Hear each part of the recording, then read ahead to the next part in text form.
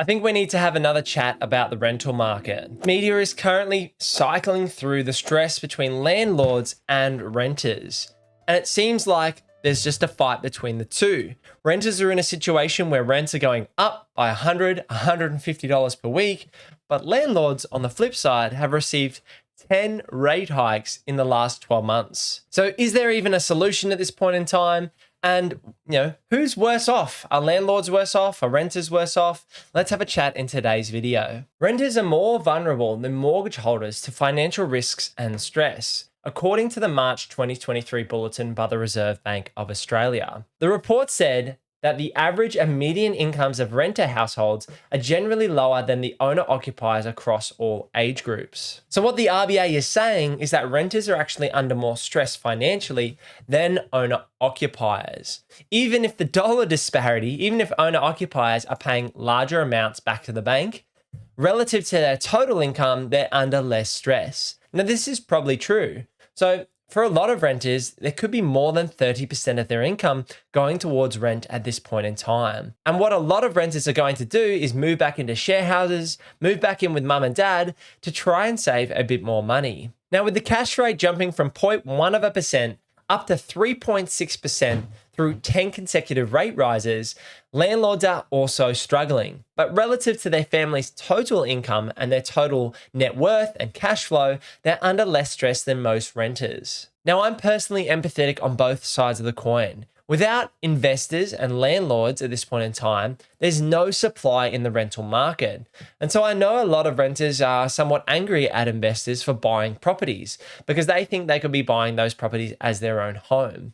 But a lot of people don't want to own their own home. They don't want to spend $300,000 plus on buying a property, and they would be much happier renting in the market, even at these increased prices. The government has also set up the system to incentivize people to buy property and create it as a business, i.e. buying an investment, renting it out, and most Australians are going to end up with 1 to 2 investment properties. There are scenarios where people own a lot more property than 1 to 2 investments, but they're the exception, not the norm. Most Aussies are going to buy 1 to 2 investments and see themselves out to retirement.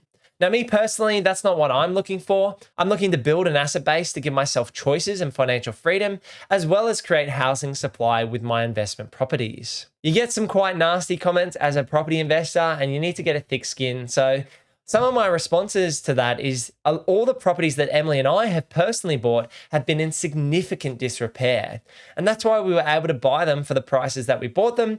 And I've spent hundreds, if not thousands of hours working on these properties myself, adding value to make these properties better for other people to live in. So it's always going to be a tough debate between owners and renters, but I much prefer using the term stewardship or stewards rather than landlords. Now, for me, when you own an investment property, you need to try and strike the balance of increasing the rent and also being reasonable to the tenants. A crucial contributor to the vulnerability of renters is the tightening of the rental markets.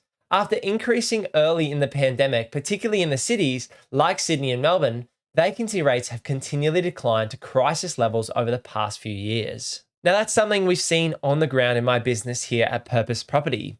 I run a buyer's agency where we help people buy property here in the Southeast Queensland market.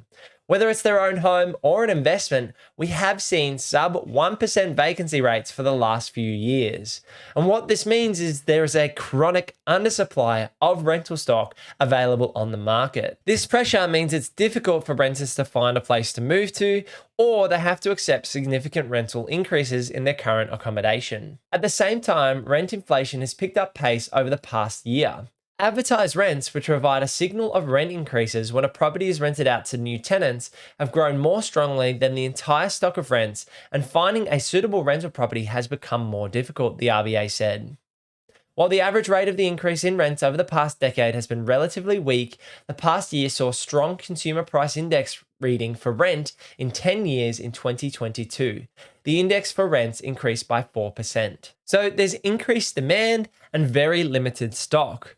Now, Emily and I are actually going to be becoming renters in the next few months. We're going to be moving out of this triple Gable Queenslander later in 2023, and to do our raise and build project, we need to rent somewhere else. So this means we're going to be in the rental pool with everyone else.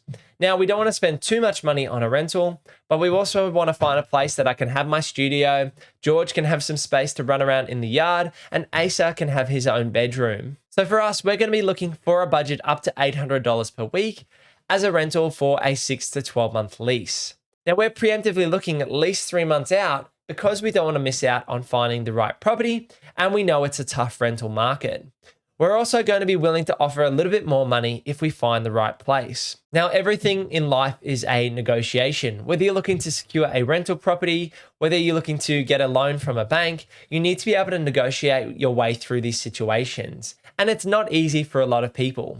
Emily and I do this professionally. I run the business here at Purpose Property, and I'm the director and buyer's agent here in the business. What this means is every day of the week, I'm negotiating deals. And this gives me an advantage when negotiating with rents, putting applications forward, and knowing how to present ourselves in terms of a rental application. Now, in my opinion, for a lot of people, with the increased rents, it may be the right time to buy your own home. There's been a slight pullback in property prices here in Southeast Queensland, and if you can find the right property for the right price in the right location, that's where it may make sense to switch from paying rent to paying P&I on your mortgage.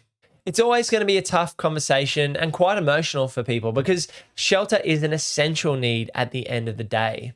Now, in Purpose Property, we donate 10% of our revenue to charity. One of the reasons we do this is I'm very passionate about property and I'm passionate about people. And so we support homelessness initiatives and we support clean drinking water initiatives to help others out there who are in need and need your help. One of the other things that Emily and I do is we sponsor a compassion child for every investment property we own.